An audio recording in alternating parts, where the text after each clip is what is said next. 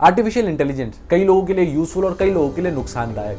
Artificial intelligence ने कई चीज़ों को सिंप्लीफाई कर दिया है और आने वाले टाइम में ये और भी ज़्यादा सिंप्लीफाई करने वाली है। लेकिन दोस्तों, क्या आपको ये बात पता है कि जॉब सेक्टर पे आर्टिफिशियल इंटेलिजेंस का क्या असर पड़ा है? तो दोस्तों, आज की वीडियो में मैं आपको इसी चीज़ के बारे में बताने वाला हूँ। दोस्तों, मेरा नाम है Nitish Chaudhary and welcome back to my channel. दोस्तों, आज की वीडियो में मैं आपको बताने वाला हूँ कि how artificial intelligence is influencing the job sector. पहला पॉइंट जिसके बारे में हम बात करने वाले हैं वो है ऑटोमेशन ऑफ रिपीटेटिव टास्क्स। बहुत सारी इंडस्ट्री या फिर जॉब्स में रिपीटेटिव टास्क होते हैं जो कि अब आर्टिफिशियल इंटेलिजेंस द्वारा कर लिए जाएंगे और एम्प्लॉयज जो है वो मोर कॉम्प्लेक्स टास्क में फोकस कर सकते हैं, जिसकी वजह से उनकी प्रोडक्टिविटी जो है वो इंक्रीज हो जाएगी।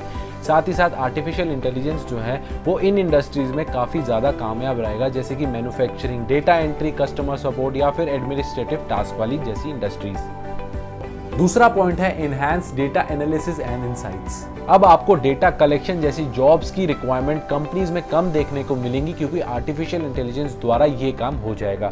आर्टिफिशियल इंटेलिजेंस द्वारा आपका डेटा जो है वो बहुत कम समय में बहुत ज़्यादा डेटा इकट्ठा हो जाएगा, जो कि आपके डिसीजन मेकिंग में काफ़ी ज़्यादा हेल्पफुल होगा। जैसे कि आप फाइनेंस, मार्केटिंग और रिसर्च जैसी इंडस्ट्रीज में इस चीज़ को यूज़ कर सकते हैं और अपना डिसीजन मेकिंग को ज़्यादा भी इम्प्रूव कर सकते हैं।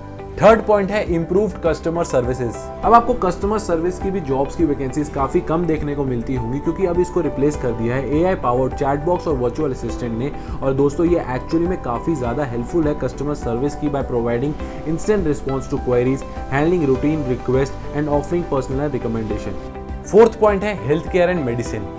Artificial intelligence is utilized in medical imaging analysis, drug discovery, personalized treatment plans and telemedicine, जो कि दोस्तों ये डॉक्टर्स की काफ़ी ज़्यादा मदद करता है, जिसकी वजह से पेशेंट का जो आउटकम होता है वो काफ़ी ज़्यादा इंप्रूव हो जाता है।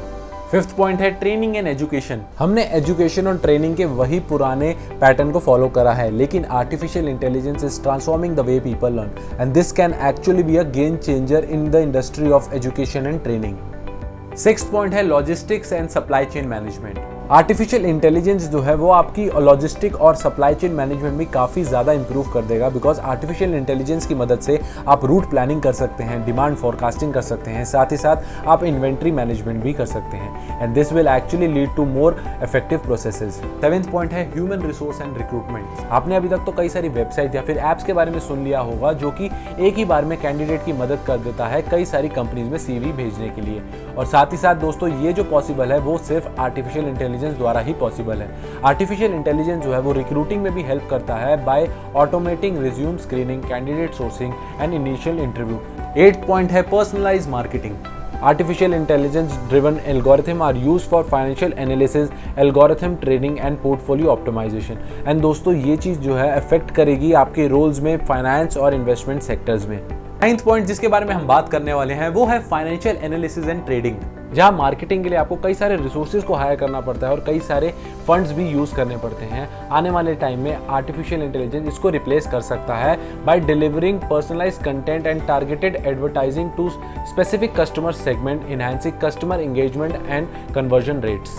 आर्टिफिशियल इंटेलिजेंस कई सारी जॉब्स को जनरेट कर रहा है, तो कई सारी जॉब्स के लिए खतरा भी बन गया है, इसलिए आपको अपनी स्किल पे काम करना बहुत ज़्यादा ज़रूरी है। उसके लिए आप कई सारे कोर्सेज में इनरोल कर सकते हैं और वो अपनी स्किल के बेसिस पे ढूंढ के वो कोर्स में इनरोल कर सकते हैं और उसको परस्यू कर सकते हैं। तो दोस्तों, मैं उम्मीद करूंगा ये वीडियो आपको जरूर पसंद आई होगी। अगर आपको वीडियो पसंद आई तो वीडियो को लाइक जरूर कर देना और मेरे चैनल को सब्सक्राइब करना मत भूलना। मिलते हैं दोस्तों एक नई वीडियो में नए टॉपिक के साथ, तब तक के लिए दोस्तों अलविदा।